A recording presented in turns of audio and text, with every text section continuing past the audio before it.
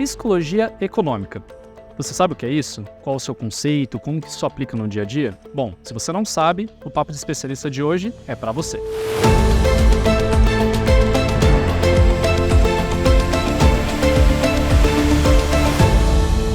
Bom, pessoal, sejam muito bem-vindos a mais um Papo de Especialista, o videocast oficial aqui do Safra. Bom, eu, Thiago Fadini, hoje trouxe para conversar comigo uma especialista em psicologia econômica. Então vamos chamar aqui na nossa tela Vera Rita Ferreira. Ela é presidente da Associação Internacional de Pesquisa em Psicologia Econômica e do Vértice Psi, Instituto de Psicologia Econômica e Ciências Comportamentais. Vera Rita Ferreira, muitíssimo prazer em ter você aqui no nosso videocast, viu? Muito obrigada pelo convite. Psicologia econômica, um assunto que muita gente às vezes ouve falar do termo, mas não sabe exatamente o que é, né? Como se aplica no dia a dia. Bom, então, começando a nossa conversa, né? Eu queria realmente começar pelo básico do básico, para quem está nos assistindo, para quem está nos acompanhando aqui. Então, o que é a psicologia econômica? Qual que é o seu conceito em si e como que ela está ligada diretamente ao nosso dia a dia? Psicologia econômica é uma área de pesquisa, é uma disciplina que estuda funcionamento mental, a vida mental econômica, digamos assim, então comportamentos econômicos e tomada de decisão. Comportamentos econômicos vão desde os mais óbvios, como investir, por exemplo, usar crédito, guardar dinheiro em geral, até coisas que a gente nem imagina, como, por exemplo, ter um filho, ou casar, ou separar. Tudo isso se encaixa também na categoria de comportamentos econômicos. E daí, mais especificamente, a gente tenta olhar para a tomada de decisão. O que está presente na nossa mente quando nós tomamos uma decisão, quando nós fazemos escolhas. Então, a psicologia econômica investiga essas áreas e tem estudos em diferentes linhas de pesquisa também. Então não dá para a gente dizer, ou dá para a gente dizer que a psicologia econômica está ligada à nossa saúde financeira e finanças pessoais. Dá para dizer isso ou não? É incorreto, a gente não pode fazer essa correlação. Como é que a gente pode destrinchar isso? Não é uma coisa automática. Eu, pessoalmente, trago, né? O meu trabalho é de divulgação científica, então eu tento traduzir os conceitos da psicologia econômica para o dia a dia das pessoas. Eu tenho, inclusive, um canal no YouTube que chama Pílulas de Psicologia Econômica, com vídeos de 1 minuto ou 2, bem curtinhos, em que eu tento mastigar um pouco os resultados das pesquisas para que possam ser úteis para as pessoas. Então, por exemplo, alertar sobre vários erros previsíveis que todos nós costumamos cometer nas mesmas circunstâncias e que a pessoa daí pode ficar mais atenta, olhar, dar nome aos bois, juntar as coisas e tomar decisões melhores para ela mesma e para a coletividade. Tá certo. E até puxando um pouquinho também o gancho agora, né, do que você comentou, do que você realmente faz aí com essas pesquisas e tudo mais, né? Você poderia falar até um pouquinho contar um pouquinho do seu dia a dia, inclusive, né, você que é presidente, né, repetindo, né, você que é presidente da Associação Internacional de Pesquisa em Psicologia Econômica, né? Como é que é um pouquinho do seu dia a dia, como é que você traz esse assunto aí à tona na vida das pessoas também? Eu, dentro da IAREP, da associação, a gente procura pensar um pouco as direções, os rumos da área no mundo todo, onde isso é estudado. É possível que algumas pessoas já tenham ouvido falar numa área que é irmã da psicologia econômica, que é chamada de economia comportamental. Muita gente, inclusive, entende que elas sejam a mesma área, porque o objeto de estudo é o mesmo, é comportamento econômico, é tomada de decisão em diferentes setores. E a gente pode pensar que o grande guarda-chuva que abriga psicologia econômica, economia comportamental, e daí mais voltado para mercado financeiro, tem o nome de finanças comportamentais. Mas a maneira como eu entendo a educação financeira é embasada pela psicologia econômica, pelas ciências comportamentais. Não é simplesmente tentar transmitir conceitos técnicos de finanças. Isso, em geral, não funciona. O que a gente quer mesmo é haver mudança de comportamento. Uhum, tá certo. Bom, e você, né, agora comentou, só puxando, aproveitando o gancho que você trouxe de educação financeira, né? Muita gente também, às vezes, acaba confundindo termos e tudo mais. Então, a psicologia econômica, ela deveria ser parte, né? Ela deve ser entendida como parte de um projeto, de uma coisa maior de educação financeira, dentro, por exemplo, de instituições de ensino, ou não? Ela é um componente disso. Como é que você pode classificar isso para a gente entender mesmo, né? Para a gente não fazer confusão entre educação financeira, psicologia econômica, finanças comportamentais, onde que elas têm que estar inseridas dentro do ensino de uma pessoa, né? Dentro da formação de um cidadão. Bom, a educação financeira, a gente entende que deve começar quanto mais cedo, melhor. Não é falar necessariamente sobre dinheiro. Eu sempre digo, o eixo importante da educação financeira é uma perspectiva de sustentabilidade. Quer dizer, você ter bem-estar financeiro hoje, e bem-estar em geral também de preferência, amanhã, depois, até o fim da vida de preferência, né? Então, educação financeira chama atenção para erros que a gente comete com dinheiro, para golpes e fraudes, como organizar o seu orçamento, tudo isso está dentro da educação financeira. Agora, como eu tinha dito, a gente usa estudos da psicologia econômica, da economia comportamental, das finanças comportamentais, das ciências comportamentais em geral, para ajudar as pessoas a entender melhor os conceitos de finanças e aplicar isso. A gente tenta usar esse embasamento da psicologia para aproximar a intenção da ação, o planejado da execução. Porque esse é o grande desafio da educação financeira.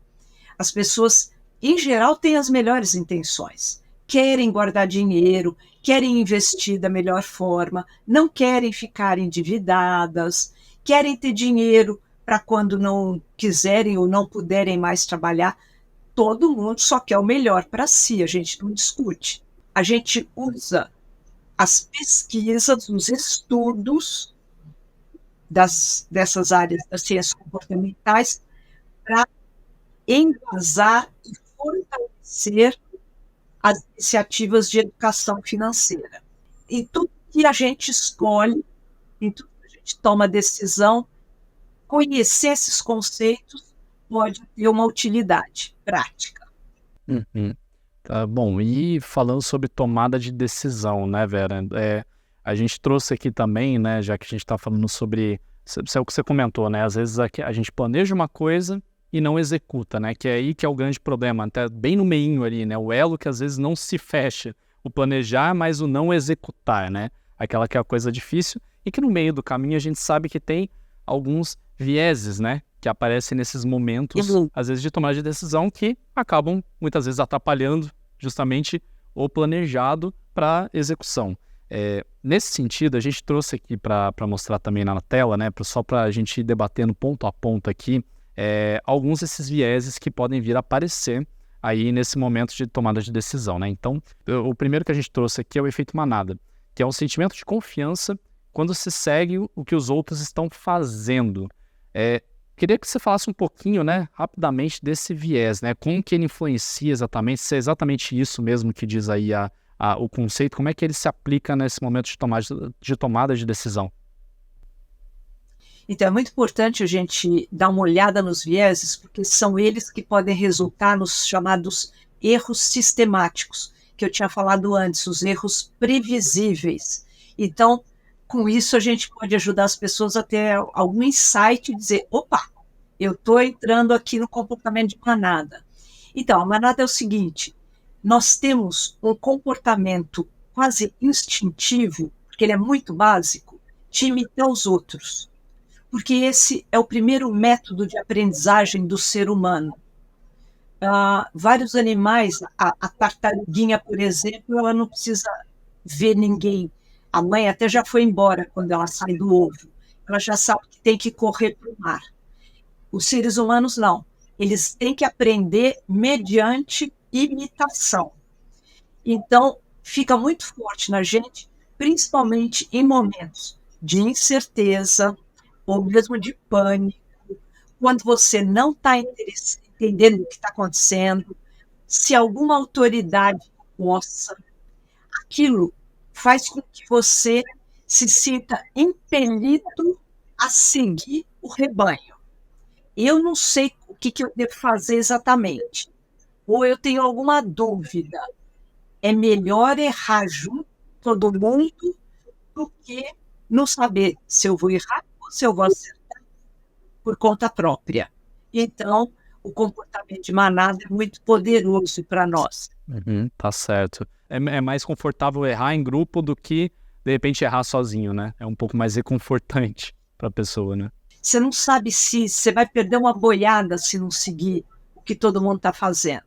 E no mercado financeiro, por exemplo, isso pode virar uma bobagem e um prejuízo muito grande, né? Certo. Bom, passando para o segundo viés que a gente trouxe aqui para a gente debater um pouquinho também, você falou, né, daquele momento de incerteza que a pessoa passa e tudo mais, ela vai no efeito manada. E quando tem o contrário ali, um excesso de confiança, de otimismo, tudo vai sair exatamente como planejado, né? Aquela coisa que a gente diz até do brasileiro, que às vezes é inerente ao brasileiro especificamente, né, que a gente brinca.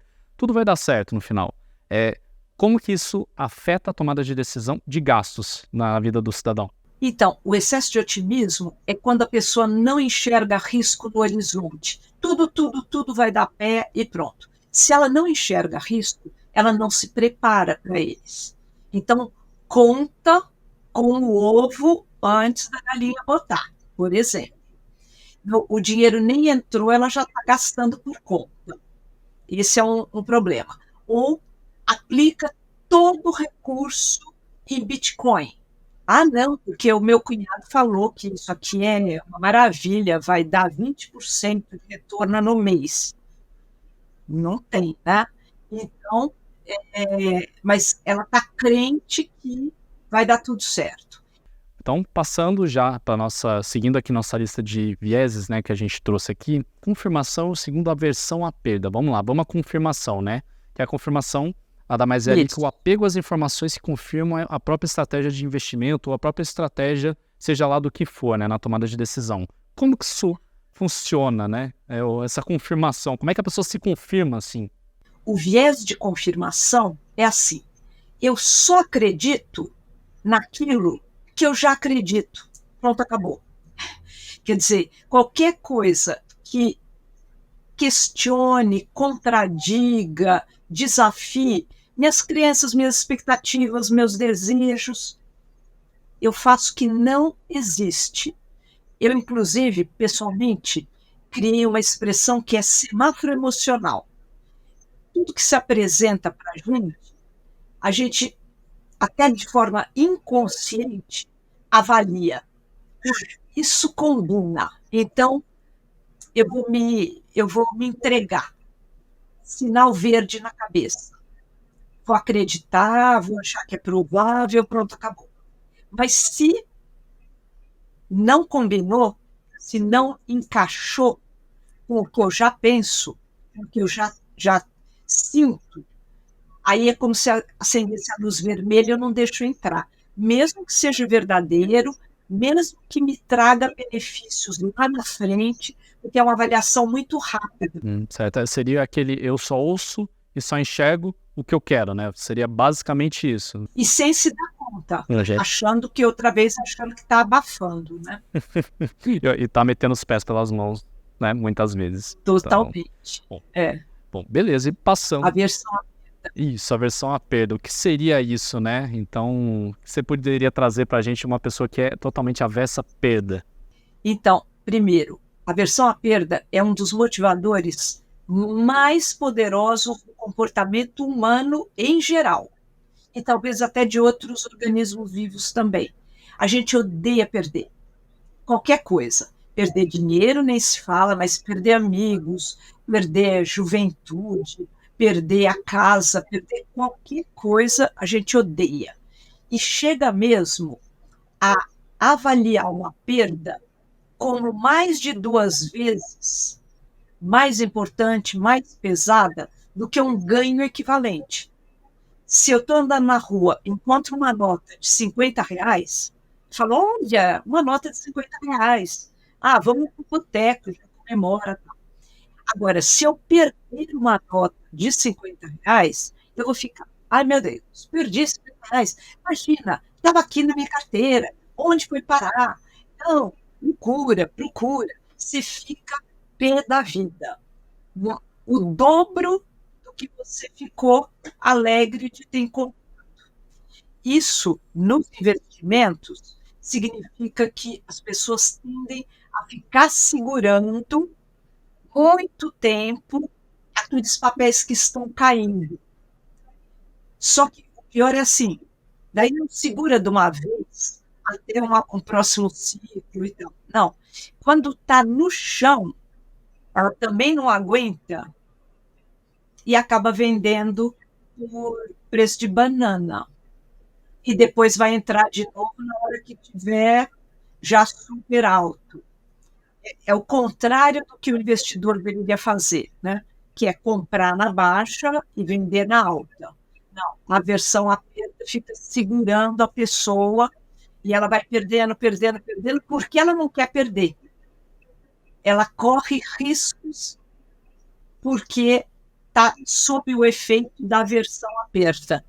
Talvez esse então seja um dos principais vieses, talvez, que atrapalhem o investidor a pensar ali no médio prazo, né? No médio e longo prazo, né? Sim, no curto, no médio e no longo, está presente o tempo inteiro para nós. É importante saber disso, para ficar atento na hora que estiver acontecendo, você fala, opa, aversão à perda em ação, deixa eu ver o que é melhor de fato. E talvez conversar com um especialista, com alguém de confiança, um olhar externo que te ajude a entender melhor o que você está fazendo. Perfeito, perfeito. É o que a gente também sempre diz aqui, né, Vera? A gente sempre recomenda que o investidor, né, principalmente aquele que está começando, aquele que ainda é de primeira viagem, está no início, que ele busque esse apoio profissional, né? Esse apoio de um especialista, de alguém que entenda do assunto para ter esse outro lado e ajudar ele a perder essa aversão à perda, né? Deixar isso de lado para não atrapalhar as decisões. Então, bom, Não de lado quanto possível. beleza. Bom, então vamos passando aqui, já estamos aí já mais na metade da nossa listinha aqui dos vieses, né? Eu queria chamar agora na tela também mais outros 2 vieses aqui que a gente tem, é o efeito dotação e a ancoragem. Vamos primeiro pelo efeito dotação, né? É quando o investidor deixa passar oportunidade de negócio porque tem apego. As coisas têm valor para nós para além do sentido objetivo. Então, eu posso ter um apego sentimental, eu posso ter... Para começo de conversa, nós valorizamos mais tudo que é nosso. Se esse Sharp, igualzinho, eu visse com a outra pessoa e ela estivesse me vendendo por, sei lá, R$ 100, eu não compraria. Mas eu acho totalmente normal vender para alguém o meu por 120, só porque ele é meu. E eu acho que daí ele vale mais, não, porque ele está em bom estado, sei lá o quê. Isso faz com que, por exemplo, no imóvel, as pessoas fiquem muito apegadas. Vai vender, fala assim, ah, não, mas eu troquei o piso, eu botei armários. Para o proprietário, isso faz muito sentido, valorizou, ele gosta, fez do jeito que quis. O comprador pode ser que, ó, vai botar tudo abaixo, vai fazer tudo diferente. Então, isso pode emperrar negócios, porque o proprietário acha que o que é dele vale mais, o comprador não necessariamente. Certo. E até, né, já aproveitando que a gente trouxe também ali na tela outro viés, que é a ancoragem, queria perguntar se isso está mais ou menos ligado também a isso, né, ao travamento, possível travamento de negócios, né, que é algo que não é um preço justo de um ativo, mas o preço que vale para aquele indivíduo. Como é que funciona essa ancoragem? Ela está ligada efetivamente a isso? Ela pode atrapalhar negócios ou não? Não está tão ligada assim. Ela pode atrapalhar, mas é por outro caminho. Ancoragem é o seguinte: nós não conseguimos avaliar magnitudes, valores absolutos. Nós sempre precisamos de um ponto de referência, de alguma coordenada. Imagina um avião tentando pousar no escuro, numa pista que está completamente no escuro. Se não tivesse aquelas luzinhas laterais, ele não ia ter ideia de onde estaria pousando. A gente funciona mais ou menos assim. A gente precisa de um parâmetro. O problema é que essa âncora pode ser qualquer coisa. Se você ficou com aquilo na cabeça, sei lá, o seu amigo comprou um carro e pagou 150 mil. Você fica com aquilo na cabeça e você começa a procurar um carro até 150. Se for mais, você nem olha. Pode até fazer sentido ser mais e tal. Em que pese o preço dos carros está um absurdo, mas isso não é o caso. Mas, na cabeça da pessoa, ela ficou presa naquele teto e pronto. Numa referência que não tem, às vezes, nenhum embasamento técnico, só o emocional. Bom, beleza. Bom, então, e passando já, né, chegando aí no final da nossa listinha aí dos vieses, né, tem um que eu gostaria que você explicasse bem, né, justamente para quem está nos acompanhando, que é sobre a contabilidade mental, né, que fala muito sobre a administração do dinheiro, como que isso deveria ser administrado, enfim, como é que funciona esse conceito na prática dentro da psicologia econômica? A contabilidade mental parte do seguinte: embora a economia tradicional diga que o dinheiro é fungível, né, eles usam essa palavra, quer dizer, tanto faz se 100 reais estão numa nota de 100 reais, se você passou o cartão de crédito, se são 10 notas de 10 reais. Na cabeça racional inteiramente das pessoas, deveria sempre ser o mesmo valor. Na vida real é completamente diferente. Quem nunca gastou 100 reais que estava em 10 notinhas de 10, sem sentir? E, por outro lado, ficou apegado lá com o efeito posse, né, o efeito dotação, ficou apegado na sua notinha de 100, que dá dó de gastar. A gente tem uma relação completamente diferente se aparecer em 100 reais ou se aparecer em 10 de 10. E da mesma forma, a gente tem a dor da perda, né, a aversão à perda, muito maior se a gente gastar em dinheiro vivo, porque sente a dor naquela hora do dinheiro indo embora, do que se usar o cartão de crédito. Então, o cartão de crédito, você passa uma hora e não acontece nada, aparentemente. Na hora que chega a fatura, daí dá um ataque cardíaco. É confortante no momento ali, né? Mas depois é lá na frente que a gente vai sentir essa dorzinha. Agora, a contabilidade mental, aquilo que eu falei rapidamente sobre a arquitetura de escolha, ela pode se tornar uma aliada, que é quando a gente transforma vieses em aliados.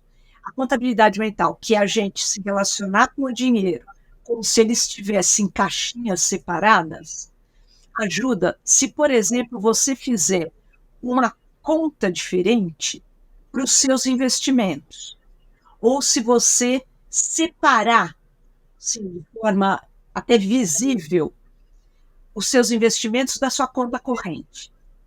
Se você conseguir dar um nome para os seus investimentos, melhor ainda. Tá certo, que é uma organização, basicamente, né? para que a gente não se perca e jogue tudo no mesmo molho, né? Basicamente dá para dizer que é isso, né? Jogar tudo na mesma cesta. É. Tá certo. A gente poderia conversar ainda muito mais sobre o assunto, sobre psicologia econômica. Isso vai longe, né? Um assunto que é como a gente falou no início do programa, né? Muita gente confunde com educação financeira, com outros aspectos, né? Que estão ligados, né? De alguma forma, mas acho que deu para explicar bem o conceito, né? E aí eu queria deixar o espaço para você agora também aqui no final do nosso programa, para você primeiro, né?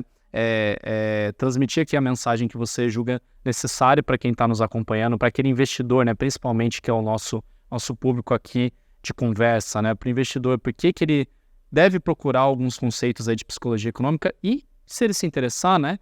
Como que ele pode buscar? Quais os canais hoje em dia que estão acessíveis para isso? Pode ficar à vontade. Eu vou dar uma dica que eu digo que é a arma secreta para guardar dinheiro. Procure fazer aplicações automáticas. Então, vai aí no Banco Safra, onde for, e combina com o gerente que todos os meses você vai destinar X% ou tantos reais para uma aplicação. E, claro, de tempos em tempos, você tem que rever se continua sendo essa ou não. Esse é o jeito de evitar a aversão à perda, de ir ganhando um apego, que daí o apego também vira aliado, você vai vendo o dinheiro crescer e vai dando efeito posse, é meu, não quero mexer nele, e depois você vai ficar muito feliz de ter feito isso. E depois a coisa de olhar externo nos seus investimentos. Vá atrás de informações, troca ideias, às vezes não só com uma pessoa, converse mais, para que isso vire realmente um comportamento cotidiano. E a gente tem que cuidar do nosso dinheiro, não há dúvida, né? Quem quiser conhecer mais, temos opções gratuitas. Eu falei já do canal Pílulas de Psicologia Econômica. Tem um Instagram que é uma aluna que faz, que é @psicologia econômica, tudo junto. E eu deixei até aqui em evidência um livro que eu estou relançando, que é A Cabeça do Investidor. Conheça suas emoções para investir melhor, que agora está saindo aqui pela Alta Books. E tem um outro que eu também estou relançando pela Alta Books, que é o Decisões Econômicas Você Já Parou para Pensar, que esse aqui é mais geral. E eu tenho os cursos na plataforma cursosvertipsi.com.br. Cursosvertipsi, tudo junto.com.br. São cursos online, assíncronos, e 2 que são online ao vivo. São, no total, 4 cursos abertos a todos. Perfeito, Vera. Bom, e a gente vai colocar também aqui, né, para você que está nos acompanhando, para você que assistiu aqui o Papo de Especialista, a gente vai botar também todos esses links que a Vera trouxe aqui, que expôs para você na descrição aqui do programa. Vera, então, nosso tempo aqui encerrou. Agradeço mais uma vez muitíssimo aqui a sua participação, por ter aceitado o convite, e saiba que o Papo de Especialista está sempre aberto para você que é uma especialista, né, então, em psicologia econômica. Sinta-se à vontade, sinta-se em casa. Obrigado, viu? Muito obrigada pelo convite e ótimas decisões a todos. Que é importante, né? Principalmente ótimas decisões de gastos e investimentos, de tudo.